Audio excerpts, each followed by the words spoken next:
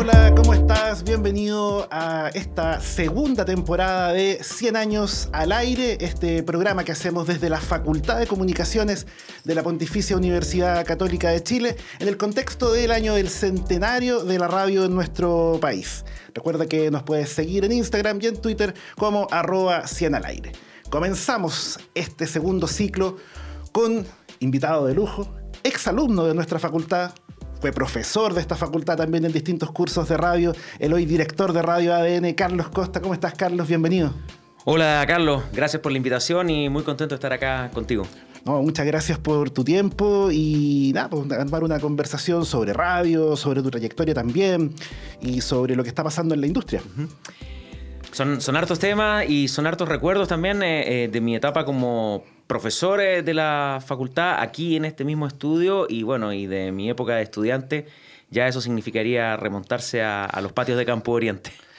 Claro, con otros ritmos, carrera más pequeña además. Claro, y además con una sala que teníamos ahí para hacer nuestros trabajos de radio en aquel entonces. Y siempre, bueno, va a ser muy estimulante para mí volver acá porque además veo cómo la tecnología y cómo el entusiasmo de ustedes y de los alumnos han ido haciendo, yo creo que cada vez más relevante el área de radio, de audio, de sonido para la formación de los periodistas de la Católica. Carlos, uno entiende que tradicionalmente hay dos grandes modelos de programación de radio, la informativa y las musicales, más allá de que hay algunas mixtas y algunas también temáticas especializadas. ¿Cómo entiendes tú el rol hoy de la radio informativa? Entendiendo que ADN, la radio que diriges, es una informativa, ¿no? Sí, claro, por supuesto. Se posiciona ahí ADN y quizá lo entiendo como el que ha tenido que cumplir históricamente la radio en términos de la famosa fórmula de informar, entretener, educar, que a veces se queda como olvidado algunos de esos aspectos en el camino. Quizá con el matiz que yo también en mi larga trayectoria en radio, porque partí el año 94 haciendo radio, he transitado por el mundo de las radios de música, de entretención. Entonces eso también a mí me permite tratar de incorporar algunos ingredientes de esa manera de hacer radio a una radio que teóricamente y en el papel debiera estar mandatada a dar noticias, transmitir partidos de fútbol y eso. Hemos tratado en estos últimos años de incorporar también otras temáticas, otras maneras de contar las cosas, pero yo creo que bueno, es una radio que en lo esencial tiene que estar lo más que se pueda en vivo, lo más que se pueda conectado con lo que le está pasando a la gente en la calle, en otros lugares del país, en otros lugares del mundo, y contárselo de la manera más honesta, más transparente, más clara posible. ¿Y dónde ubicas tú la noticia en la radio hoy? Porque hace, no sé, 10 años la radio seguía teniendo el patrimonio de tener, o la búsqueda era al menos ser el primero, ser el que golpeaba, el que tenía la noticia antes. Y uno sabía que la radio, o sea, pasó algo y prendía en la radio. Hoy el dato seguramente está antes en una red social, lo encontráis en Twitter, en Instagram. ¿Cómo entra la noticia en radio hoy en ese ciclo? Porque, como digo, parece que se saben las cosas antes por otro lado. Sí, puede ser. Es evidente que competimos con un montón de otros canales, digamos, entre ellos las redes sociales, los medios digitales, pero yo sigo pensando que la radio y cualquier medio de comunicación que tenga por vocación lo informativo debiera aspirar a dar noticias, a contar cosas que los otros no sepan o a contar cosas que incluso a alguna gente le pueda resultar incómoda. En ese contexto, bueno, es difícil, pero hay que estar permanentemente en ese objetivo de tratar de contarle a la gente cosas nuevas, cosas que puedan ser novedosas, cosas que puedan serle útiles también para su diario vivir. Y en el entendido de que esto no siempre es posible, los grandes golpes, las exclusivas, son cuestiones que, si bien uno procura y trabaja para eso, no siempre se dan. Yo creo que también el otro camino que tiene la radio desde lo informativo es tratar de dar el contexto, de explicar, de que la gente pueda entender un poquito más allá del titular o de este bombardeo informativo. Yo creo que los últimos 3 años, 4 años en Chile han sido muy, muy intensos. Hemos estado expuestos a cosas que a veces no pensábamos que nos iban a pasar. Parece que siempre están pasando cosas que van como corriendo un poquito el espectro o ese umbral de asombro sobre el cual nosotros más o menos estábamos acostumbrados. Y yo creo que ahí también la radio y los programas informativos de actualidad donde hay opinión también cumplen un rol importante en términos de tratar de separar la paja del trigo, de priorizar, de tratar de explicar y contar de una manera que a la gente, al auditor, le resulte un poquito más digerible, más entendible, porque hay veces que de repente, entre tanto bombardeo, al final uno no puede, digamos, hacerse, digamos, como un panorama un poquito más comprensible, ¿no? Entonces, bueno, ahí yo creo que también nosotros tenemos ese desafío.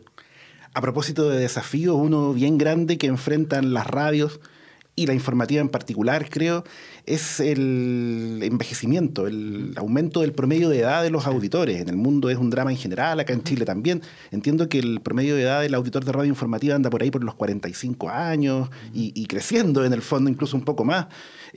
¿Por dónde crees tú que pasan las claves? Porque en un momento nos va a envejecer demasiado el público. ¿Por dónde puede haber claves que permitan que se rejuvenezca la audiencia? Sí, puede ser que nosotros ahí en ADN, y porque traigo los datos muy frescos, Carlos, nosotros ayudemos a bajarle un poco el promedio a esa categoría de radios informativas. El auditor promedio de la radio ADN tiene, en la edad promedio son 42 años, pero lo que tú dices es efectivo, digamos, debe andar por los 45, 46 años la edad promedio de la gente que declara consumir o escuchar radios informativas. Yo creo que hay que adaptarse al lenguaje, la radio es lenguaje, hay que adaptarse a quienes van a ser los voceros, los encargados de contar, de comunicar, de informar, de reportear. Y yo creo que también a lo mejor hay que cambiar un poquito los formatos, o sea, hay que a lo mejor también experimentar un poquito más sabiendo que la radio es radio y que hay otras cosas con las cuales no vamos a poder competir, no sé, o sea, TikTok, redes sociales tienen sus códigos, tienen sus maneras de comunicar. La radio yo creo que tiene que seguir siendo radio, pero hay que tratar de aproximarse a los lenguajes, a las temáticas, a los intereses de la gente que a lo mejor también puede haber en la radio una manera de acompañarse, de entretenerse, de informarse. Nosotros creo que ahí hemos siempre tratado de apostar a tratar de hacer una radio cercana en el lenguaje, no solemne, no seria, no grave. A veces se logra, otras veces no se logra. Pero bueno, estamos en esa tarea, pero yo, claro, coincido contigo. Ahora, es muy difícil si tú revisas la sintonía, las audiencias en general, claro, los públicos que tienen como que se criaron con radio en los 80, en los 90, son los que hoy día están más o menos en esa curva de los 40, 45. Pero yo creo que, no sé, la radio tiene que desafiarse a sí misma y tiene que buscar y proponer formatos y maneras de llegar a la gente. A veces hay cosas que funcionan, como simplemente de repente bajando el promedio de edad de quienes son los intérpretes, digamos. O sea, tú tienes un staff de comentaristas, un staff de periodistas que tienen unas vivencias, que reportearon una época, que vieron un Chile, y después a lo mejor también simplemente con bajar la edad de esa gente, a lo mejor también vaya a estar empezando a convocar y a llegar a otra gente, digamos, ¿te fijas? O sea, funciona, nos ha resultado. Ahí ponte tú yendo así a lo que podría ser como el área puramente informativa de la radio de ADN, para leer de repente ciertas claves de lo que fue el estallido social acá en Chile o bien otros fenómenos. Sirve mucho tener gente joven en el equipo, gente joven que de repente hace algunas advertencias, te comenta cosas, propone cosas en la pauta, tira ciertas alertas sobre cuestiones que a lo mejor de repente los más viejos, los más experimentados, no estaban necesariamente viendo. Pero ahí hay también una necesaria disposición de los equipos, porque esta puede ser tu visión como director del medio. ¿Sí? Hay una capa ahí al medio editorial que también es clave que sea permeable a esas nuevas ideas, ¿no? Entonces es un cambio generacional bien completo el que hay que hacer como para poder incidir desde ahí. Sí, lo que pasa es que yo creo que buena parte de lo que le ha ocurrido a Chile en estos últimos años también tiene que ver con un choque o una confrontación, quiero decir, de generaciones. O sea, piensa tú quién es hoy día la gente que tiene el poder político, al menos en Chile, es gente muy joven. Entonces yo creo que ahí había un porcentaje de gente que estaba empujando por cambios, por maneras de hacer las cosas distintas, por otras visiones, por integrar temáticas. Yo lo que he tratado desde fines del 2014, que fue cuando asumí la dirección de la radio ADN, es que las visiones de la gente más joven se incorporen, digamos, o sea, dentro del quehacer, y porque además no te queda otra, o sea, inevitablemente hay gente que de pronto le va bien en la radio, adquiere más experiencia y se va a otros medios o a trabajar a otros ámbitos. Tú siempre estás trabajando con gente, la verdad, bastante joven. Entonces a mí eso me interesa y es un propósito y un objetivo que yo tengo. Ahora, ¿cuánto de eso se puede concretar o ejecutar? Bueno, nunca va a ser el 100%, pero al menos está el interés y el deseo de hacerlo. Al medio mencionabas la palabra experimentar.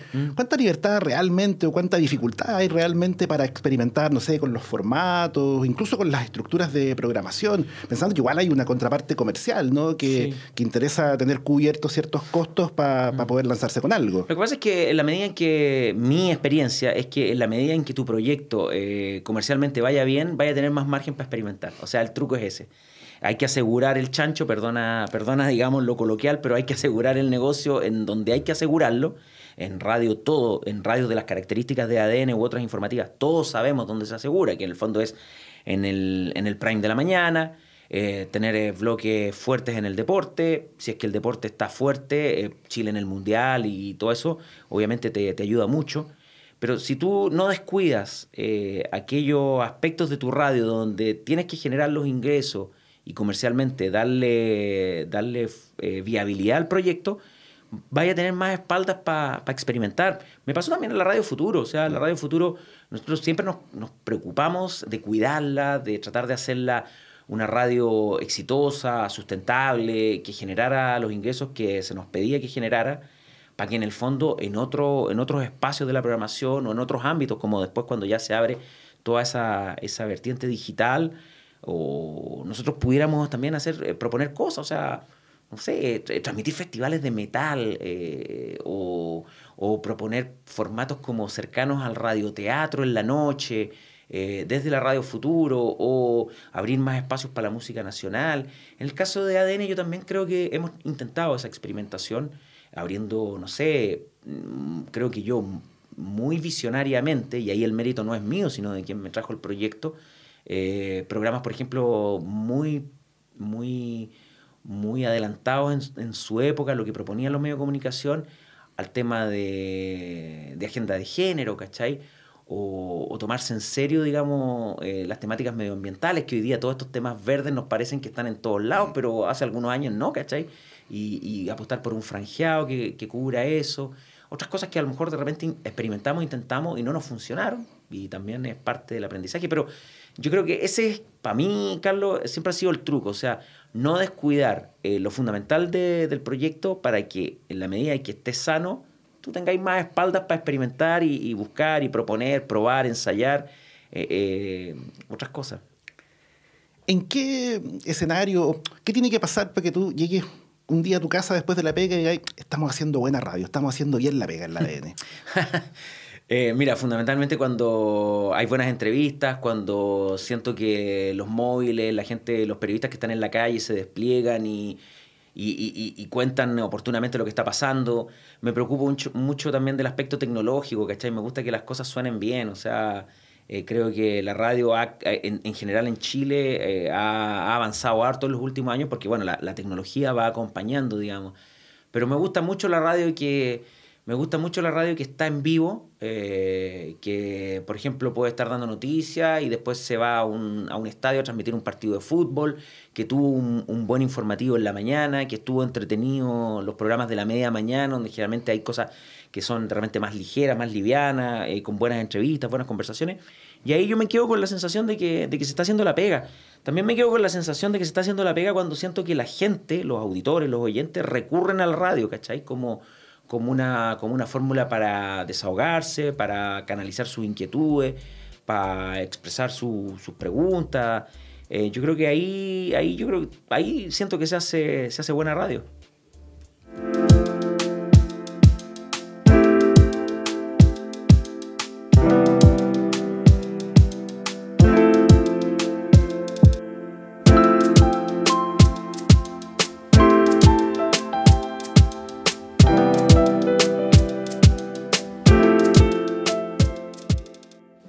100 años al aire estamos conversando con Carlos Costas, director de Radio ADN y también conductor de ADN Deportes, es el nombre formalmente, conocido por todo como Los Tenores, el programa a las 2 de la tarde.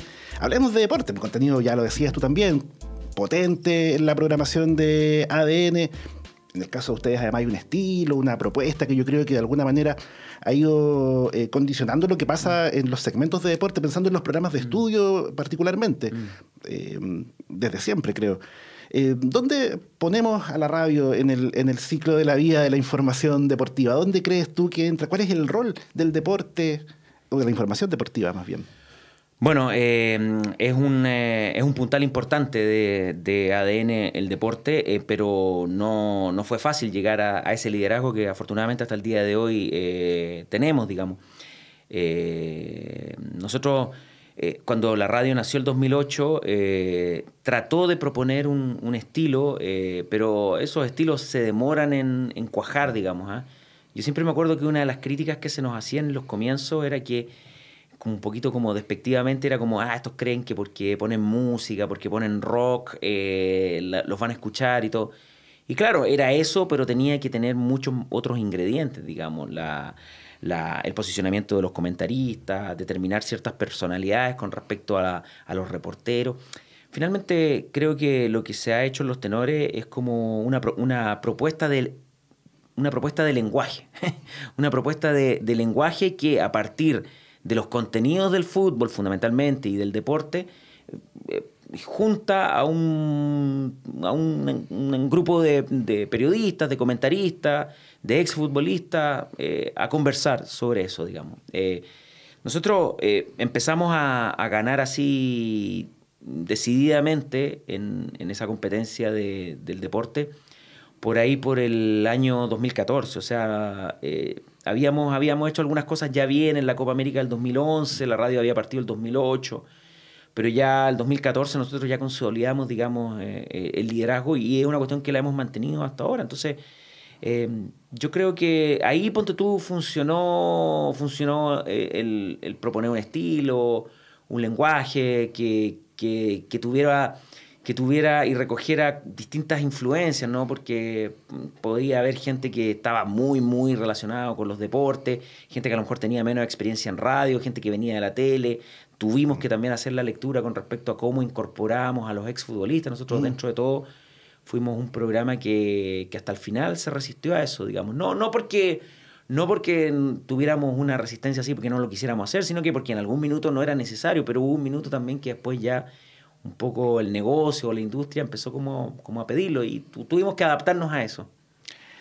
Cuando hablabas de lenguaje, también pensaba que ahí se van creando códigos. En el caso del programa de ustedes, además, hay una figura en particular que crea todo un universo narrativo ahí, que es el chupete. Para quienes no escuchan ADN Deporte, hablamos de... En el fondo es un integrante del equipo que se manifiesta al aire a través de una serie de recursos sonoros. ¿Cuál es la lógica ahí? ¿Cuál es la mirada? Porque además es... Tal vez uno asociaba ese formato más a la radio de entretención, a la radio popular. Sí. Hay un paso ahí en decir, vale, démosle. Sí, fíjate que, mira, si las cosas se planifican a veces no resultan tan bien como cuando se dan espontáneamente. O sea, nunca nos juntamos en una oficina a planificar el nombre de Los Tenores. El nombre de Los Tenores surgió así como que se fue metiendo de a poco, fue una búsqueda y hasta que se metió el nombre. Y cuando uno se da cuenta que el nombre se mete es porque la gente se empieza a referir al programa o a los que ahí comentaban como Los Tenores. En el caso de Chupete, yo creo que también él fue una propuesta inicial de él, que siempre gozó del respaldo y la confianza del director del área de deporte y mía. Tengo que ser honesto y reconocer que no a todos los integrantes del programa le caía bien al principio, porque sentían que era como disruptivo, como que no se entendía, como que... Y yo creo que, a ver, lo que ha hecho Chupete es como una actualización de algo que es bastante antiguo en radio, que era como los recursos que, no sé, el control de Julio Videla tenía en la vieja y querida Radio AM, que tenía mucha audiencia en esa época. todos esos recursos siempre estuvieron. Recuerda mucho también a lo que hacía Firulete con las telechácharas en televisión. Pero lo entretenido de Chupete es que yo creo que él, al tener no solamente los conocimientos y el entusiasmo y ser un muy buen control, porque es un muy buen control, él además estudió periodismo. Entonces yo creo que a él le complementa el hecho de ser un gallo que de verdad le gusta el fútbol, que de verdad le gusta Colo-Colo, que de verdad está informado, que le interesa, que puede tener criterio para rescatar una frase graciosa de alguno de los comentaristas, de alguno de nuestros entrevistados. Y el tipo además ya desarrolló toda una metodología de trabajo. O sea, alguien se equivoca en decir algo y a los 2 minutos, al minuto, ya él ya lo está ocupando como un recurso sonoro.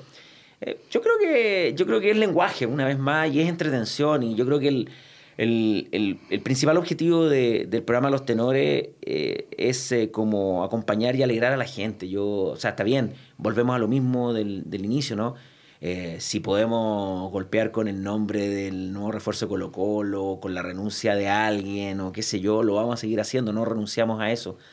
Pero de verdad creo que hoy día es tan importante para las personas contar con una compañía que ahora ni siquiera es el aparatito de radio, o sea, porque la compañía está en el YouTube, está en el Facebook, está en el celular, gente que de distintas maneras se conecta a nuestro programa. Y yo digo, chuta, mi reflexión muchas veces ha sido, ya este programa sale a las 2 de la tarde, de 2 a 3 y media.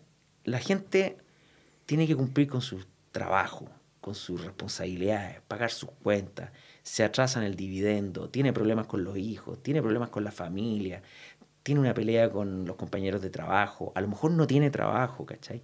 Entonces digo, nosotros más encima le tenemos que complicar más la vida a esa persona. Eso es lo que a mí siempre me... Y hay programas donde a veces sí se la complicamos, porque por ejemplo cuando los programas se tratan de un partido que no se pudo jugar por violencia en el estadio, por las barras bravas, por la corrupción en el fútbol, o qué sé yo, chuta, nosotros también se la estamos complicando. Entonces yo creo que ahí lo que hace Chupete o lo que hace un cierto estado de ánimo o modo del programa es proponer, ¿sabéis qué? Ríete con nosotros, ¿cachai? O sea, te acompañamos, sabemos que te gusta el Colo, sabemos que te gusta la Chile, sabemos que estáis decepcionado con la selección chilena, pero ¿sabéis qué? Pasémoslo bien, o sea, porque si no nos acompañamos entre nosotros y no hacemos lo posible por hacerte pasar a ti un buen rato, nadie te lo va a hacer, ¿cachai? O sea, como tener la posibilidad de repente regalar entradas para el fútbol, regalar entradas para conciertos. Nadie te regala nada, en esta vida nadie te regala nada. Y la radio, un programa de radio, todas las radios, muchos programas de radio, a veces hacen ese esfuerzo, ¿cachai? Por regalarle algo a la gente, ¿cachai? Ojalá tuviéramos toda la posibilidad de todos los días estar regalando, pero tampoco es la gracia. La gracia es que nos escuchen porque les cae simpático el programa, se entretienen, se acompañan. Pero yo creo que no tiene mucho más más ciencia que eso, que es como en el fondo, hagamos que la gente que ya tiene un montón de problemas, por lo menos con nosotros se distraiga y todo. Yo sé que hay radios de entretención y que apuntan siempre a eso, ¿cachai? Que es un permanente estado de alegría, de motivar. Nosotros estamos dentro de una radio informativa de noticias, tratando desde ahí, ¿cachai?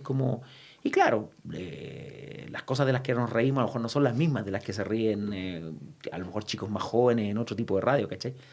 Pero ahí estamos, y yo creo que ese es como el propósito, y te diría que de verdad, Carlos, es como mi principal inspiración. O sea, como digo, pucha, tanta gente que lo pasa mal, tanta gente que tiene problemas, ¿por qué nosotros le tenemos que agregar más problemas, cachai? O sea, si podemos hacer, y ahí Chupete es un gran aliado, porque siempre está como en algún momento en que el programa se pone denso, se pone espeso, siempre está ahí para tirar la talla justa. A veces se pasa de rosca también. Te iba a preguntar si tiene permiso para todo. El otro día escuché que estabas haciendo una mención sobre un programa, un podcast de pádel. Sí. Y tiró una frase que era, son puros zorrones nomás. Sí. ¿Tiene permiso hasta en las menciones para tirar comentarios? O sea, mira, se ha metido las patas, pero yo creo que realmente 1 o 2 veces le he tenido que decir, oye, ojo, Chupete y toda la cuestión.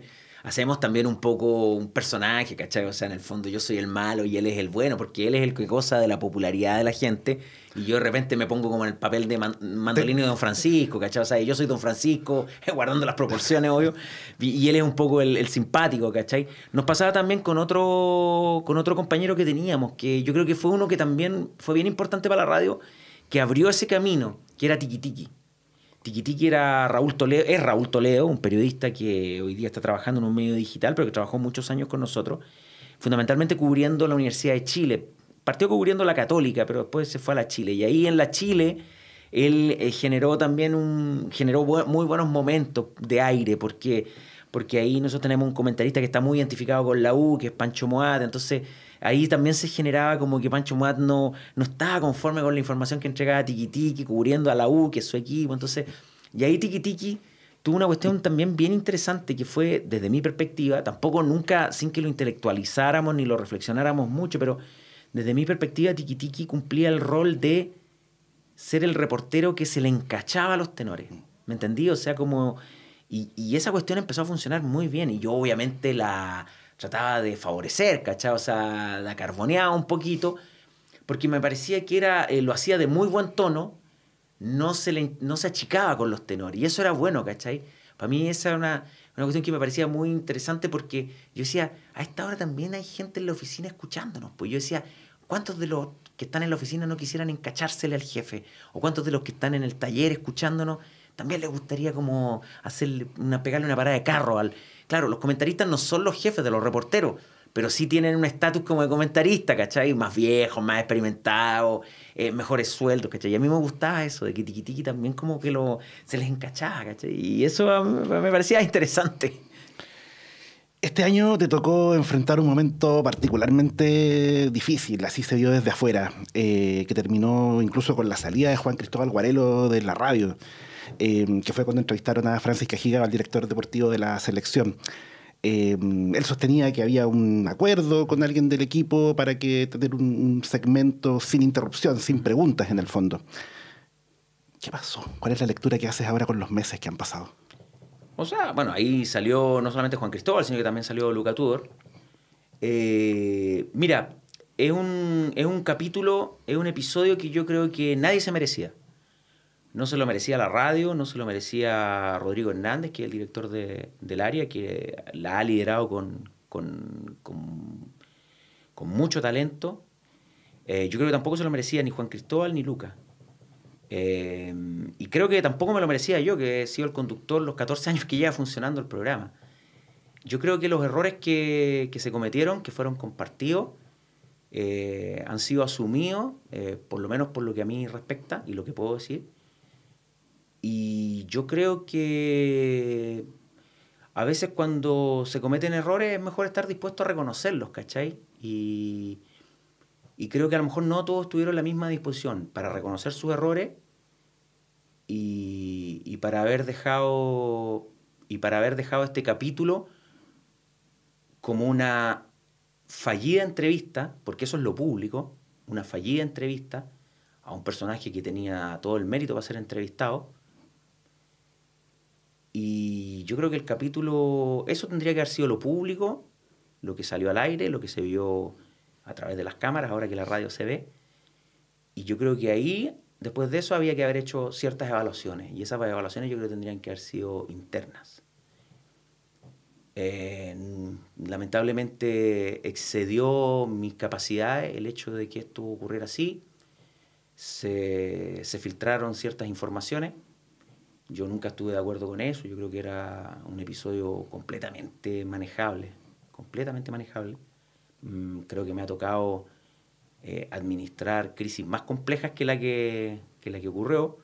Lo que hace es que está claro, al ser una entrevista tan polémica, 1 hora y media de radio muy dura, digamos, como tampoco está muy acostumbrado el medio chileno a tener. Yo creo que eso obviamente generó toda una repercusión y durante, no sé, varios días, varias semanas, estuvimos ahí en los portales, en las noticias, en ciertos medios, ¿no? Tampoco, quiero aclarar que esto tampoco a mí me parecía que fuera noticioso, digamos, pero bueno, pero generaba comentarios, reacciones, todos tomaban posiciones. Yo saqué todas las conclusiones y todos los aprendizajes que había que sacar. Desde el minuto 1 siempre estuve bien tranquilo con lo que había sido el proceder de la radio, porque además la radio fue, creo, súper honesta y súper transparente en reconocer los errores que la radio había cometido.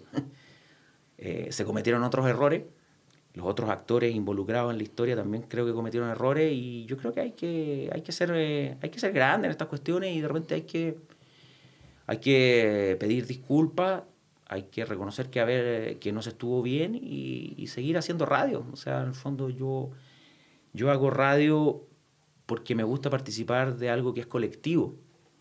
Un programa como Los Tenores jamás podría ser sostenido o podría tener tanto tiempo de duración con el éxito que ha tenido si fuera una cuestión como unipersonal o fuera uno o dos personas las que lo hicieran. Yo creo que la fuerza de Los Tenores es precisamente que es un equipo, ¿cachai? Creo mucho en los trabajos colectivos, creo que también, vuelvo a lo que te decía antes, sin ánimo de intelectualizar nada, creo que también en la propuesta de que el programa, el área se llame Los Tenores, también hay un intento porque esto es un equipo más que determinadas personalidades, ¿cachai? Entonces, bueno, me dejó mucho aprendizaje, pero me dejó mucha tranquilidad de haber estado claro en las convicciones, en cómo se resolvió y en haber sido haber estado disponible como para dar la cara en lo que respecta a los errores que cometió la radio, pero después ya todas las 1000 interpretaciones que se hicieron del episodio, yo creo que no, de repente, pucha, creo que no corresponden mucho a lo que realmente ocurrió, ¿cachai? Simplemente se hizo una mala entrevista, se podría haber quedado ahí nomás, ¿cachai? Como una mala entrevista. Todos los programas de radio tienen malos capítulos. Todos los medios de comunicación han pasado por malos momentos. Era eso. Creo que ahí moría, ¿cachai? Se quedaba ahí. Moría en el apretón de manos que nos dimos con Cajigao, que se dieron los comentaristas con Cajigao al momento de terminar la entrevista, y bueno, ya después las reacciones, las repercusiones no es una variable que vayamos a controlar nosotros, pero yo creo que ahí terminaba la historia. Pero ya después hubo otros ingredientes, otras cuestiones sobre las cuales yo además públicamente nunca me voy a hacer cargo, porque no me puedo hacer cargo de cuestiones que son del ámbito de lo privado, ¿cachai? Hay una cosa en particular que a mí, que me pregunté harto en ese episodio, que era en tu rol de conductor, cuando veías que la entrevista iba escalando y se convertía más en una discusión y ya había grito, que como tú dices, no es un formato tampoco que estemos muy acostumbrados. En tu rol de conductor, en algún punto pasaron varios minutos en que no optaste por no intervenir, da la impresión cuando te escuchábamos. Puede ser. Claro, debe ser de las cosas difíciles que al aire me ha tocado resolver, y yo creo que hubo un minuto en que ya la cuestión se generó tal nivel como de ruido que me preocupé mucho, porque además no olvides que ese programa, y esto es público, lo puedo comentar, ese programa hay 2 amagos de gente que se va del programa y que no era precisamente el invitado, eran 2 comentaristas nuestros, ¿cachai? Hubo 2 amagos de que se iba gente del programa. Y yo creo que eso es lo peor que le puede pasar a un conductor, ¿cachai? Que se le vayan los invitados, se le vayan los comentaristas o los que allí participan. Me preocupé de eso. Me preocupé de tratar de que se pudiera hacer una conversación. Algunos momentos de conversación hubo. Pero hubo un minuto en que no me sentí cómodo con la forma de comunicar que allí se estaba proponiendo, que era de mucha violencia, encontré yo. O sea, creo que uno puede estar dispuesto a, no sé, o sea, no todo lo que uno opine es la verdad o uno siempre va a tener la razón. Y creo que la gente tiene derecho a también exponer sus puntos de vista, ¿cachai? Y si yo no estoy de acuerdo, bueno, lo escucharé, trataré de tomar nota, le haré una contraargumentación. Pero entonces hubo un minuto en que yo dije, si yo me empiezo a meter a esto, va a ser más ruido, va a ser más gallinero. Tampoco me quería poner en ese rol de como empezar a censurar a la gente, ¿cachai? Oye, ¿cachai? Como así guardando las proporciones, pero no sé, había una animadora que le pegaba tarjetazos a sus co-conductores. No, yo decía, chuta, ¿sabes qué? Ya estamos en esta, hay que tratar de sacar adelante esto.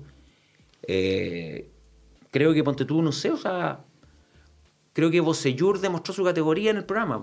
O sea, no por nada jugó 2 mundiales, fue campeón de América, y ahí el tipo, no teniendo ni la experiencia ni las habilidades comunicacionales que muchos de nosotros creemos tener o podemos tener, se replegó, ¿cachai? Tomó palco en un minuto cuando intervino, que creo que lo hice intervenir yo, dio su opinión. Pero yo creo que de repente hay que estar más acostumbrado a conversar con... Y lo entretenido es conversar con gente que no esté de acuerdo con uno, pues. Yo creo que eso es lo entretenido, eso es lo desafiante, y yo creo que realmente no perder el control y la calma cuando uno está conversando con alguien que no piensa, porque si estamos todos de acuerdo o si todos me van a llevar el amén en lo que yo digo, es fácil, pues, ¿cachai? Yo creo que ahí se dio una situación sobre la cual, insisto, la radio ya hizo, digamos, todo su reconocimiento de que de cómo se negoció esa entrevista. Quiero ocupar la palabra negociar, pero no en términos, por favor, no saquen segundas conclusiones, y ya basta de eso. La persona que pactó la entrevista con el invitado le dijo, ya, sí, no, aquí lo vemos. Que también son cosas que generalmente se pasan, ¿no? O sea, como que en el fondo todos a veces quieren tener al entrevistado. O sea, para un editor, para un productor, el mérito es tener al entrevistado ahí, ¿cachai? Y no, sí, no, por supuesto, cuente con eso. Porque después piensan que no lo van a hacer valer y después el tipo lo hace valer, ¿cachai? Si yo hubiera estado realmente informado, y todos saben en la radio, y los que ya no están en la radio saben que yo no estaba informado de eso. Si yo hubiera estado informado de esos, entre comillas, 10 minutos que habían convenido, me parece una palabra más correcta, yo no habría aceptado eso, pero no lo habría aceptado desde el punto de vista de lo antirradial que es que una persona hable 10 minutos solo, ¿cachai? O sea, por eso no lo habría aceptado. O sea, habría dicho, no, pues a ver, hablemos de nuevo con el gallo, hablemos con su agente de prensa, no sé quién está encargado de esto.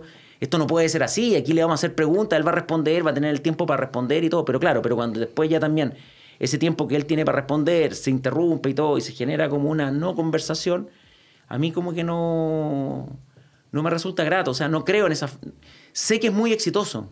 Sé que ese capítulo debe ser el que debe tener más reproducciones, más vistas, más clics, más descargas. Estoy seguro de eso. Pero no es la radio que a mí me interpreta, ¿cachai? O sea, que haya polémica no tengo ningún problema. Que haya confrontación de puntos de vista no tengo ningún problema. Que haya humor, que haya momentos malos, que haya momentos buenos, no tengo ningún problema. Pero así como ese nivel de irritación o de agresividad que en algún minuto se dio, yo no lo puedo validar, y creo que lo dije, me parece, cuando... La única vez que me referí públicamente al tema, que fue cuando tuvimos que retomar el programa, y esto creo que es la primera vez que estoy hablando de esto, y espero que sea la última. Lo hago por deferencia contigo, Carlos, y por la buena onda que nos tenemos y todos los años que nos conocemos.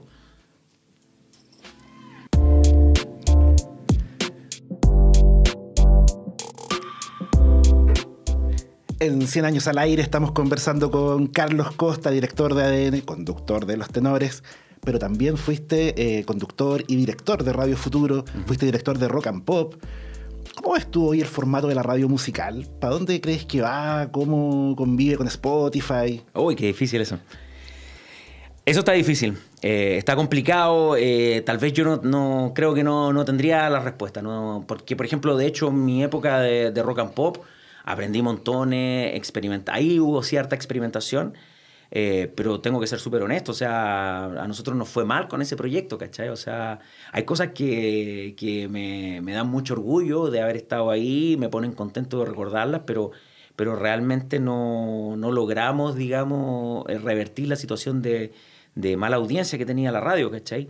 Y yo creo que hoy día, con el proyecto que particularmente tiene Rock and Pop, han logrado crecer y han logrado tener una radio mucho más sanita, y tiene que ver a lo mejor con lo que hablábamos en el comienzo, que es que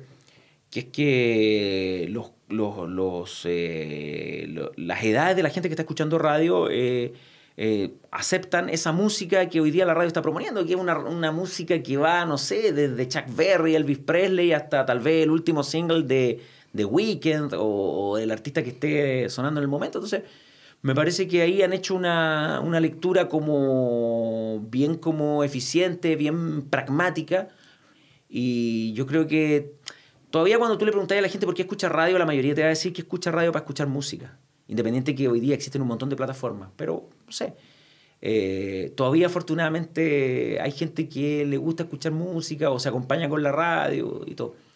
Pero yo creo que es desafiante, es complicado. Me acuerdo cuando empezó a masificarse Spotify, yo siempre decía, ya, pero en Spotify no está Pirincho Cárcamo.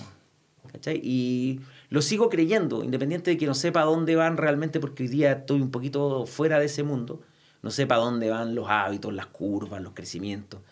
Yo creo que, ponte tú, no sé, avanzar en consolidar referentes, ¿cachai? Menciona a Pirincho, pero también puede ser Alfredo Levino, pueden ser otros. Yo creo que la música y las audiencias que les gusta la música van a requerir siempre de prescriptores, ¿cachai? Y yo creo que ahí el rol de la gente que en el fondo pueda sugerir, abrir, dar a conocer, contextualizar, yo creo que va a ser siempre bienvenido. Ahora, también siempre la experiencia enseña que uno debería ser como, si va a trabajar en una radio musical, entender que el mayor porcentaje del tiempo de los programas o de las programaciones debiera ser para escuchar música, así que vaya a apostar por la música.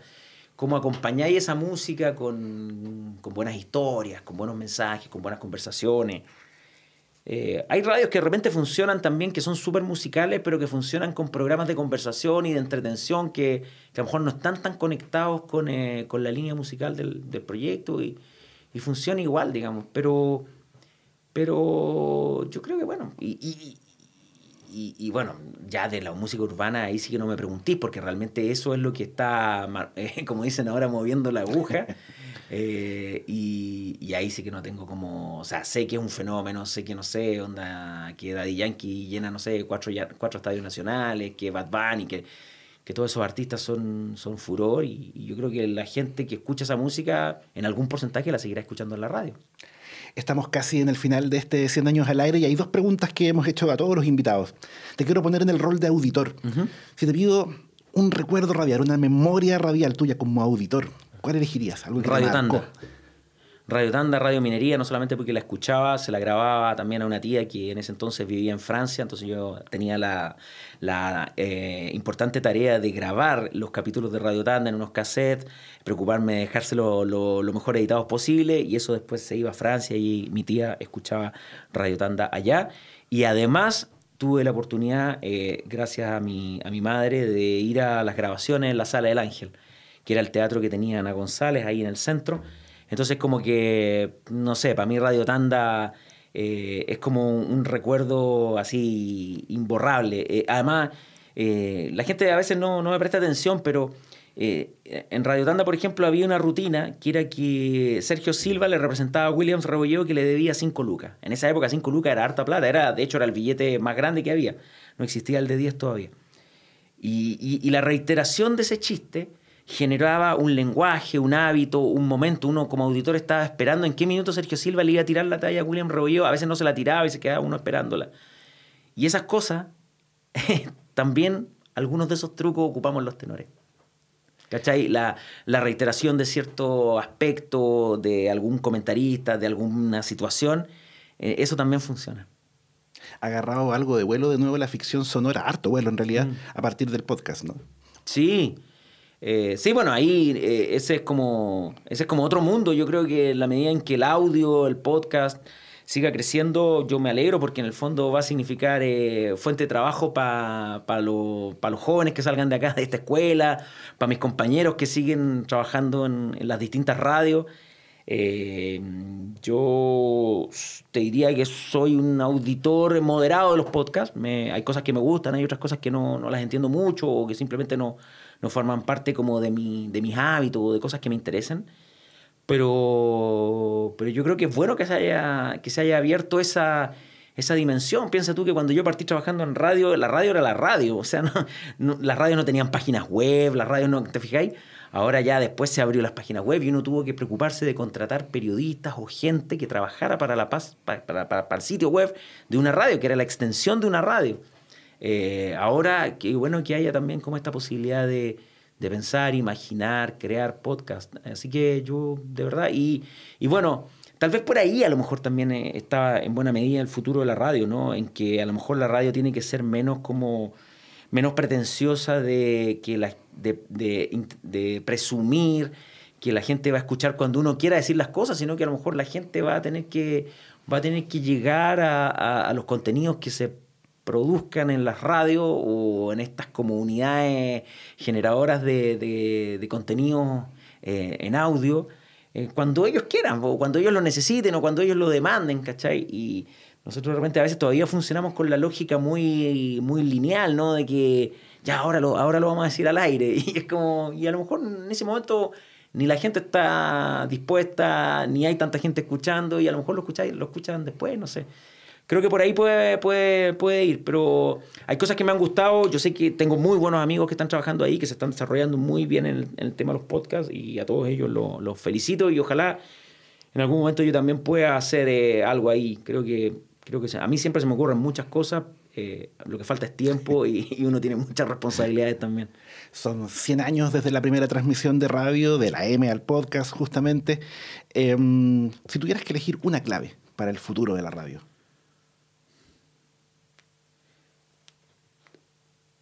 Seguir siendo honesta, seguir siendo cercana a la gente.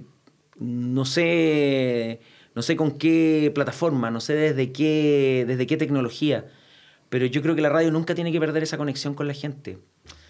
La gente reconoce a la radio como un lugar más verdadero. No es perfecto, no es que nunca se equivoque, no es infalible. Pero la radio es un medio más honesto. Tal vez en alguna medida también porque muchos de los que hacen y hacemos radio, y me incluyo ahí, somos usuarios del transporte público, vivimos en barrios más normales, entonces estamos más cercanos a la realidad, ¿cachai? Y yo creo que en la radio además hay una cuestión, que esto sí que yo lo descubrí, Carlos, acá, en esta escuela.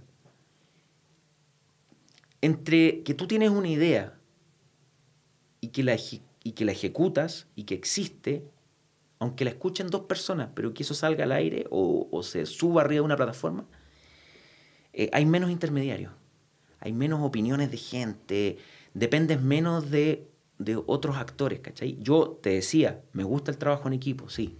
Son súper importantes los controles, los postproductores, los guionistas, lamentablemente cada vez menos, los redactores creativos, son súper importantes.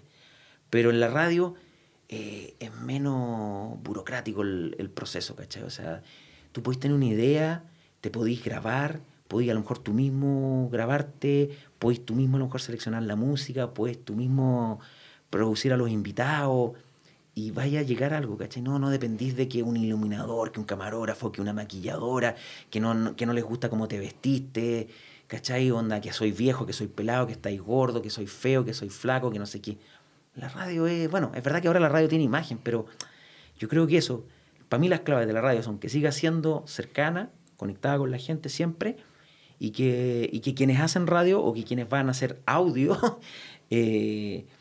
tengan noción de eso, que igual no es poco, porque en el fondo cuando uno es creativo, se le ocurren cosas y quiere que esas cosas se plasmen de la manera más parecida a como las imaginó, como las quiere escuchar o como quiere que sean, la radio es un vehículo extraordinario para eso. Carlos Costa, director de Radio ADN, muchas gracias por estar con nosotros. Gracias a ti, Carlos, ha sido un placer. Llegamos al final de este episodio de 100 años al aire de la M al podcast. Recuerda que nos puedes seguir en @100alaire en Instagram y en Twitter, y en la web de Comunicaciones UC puedes encontrar el resto de los episodios. Muchas gracias por estar con nosotros. Nos escuchamos en un próximo capítulo.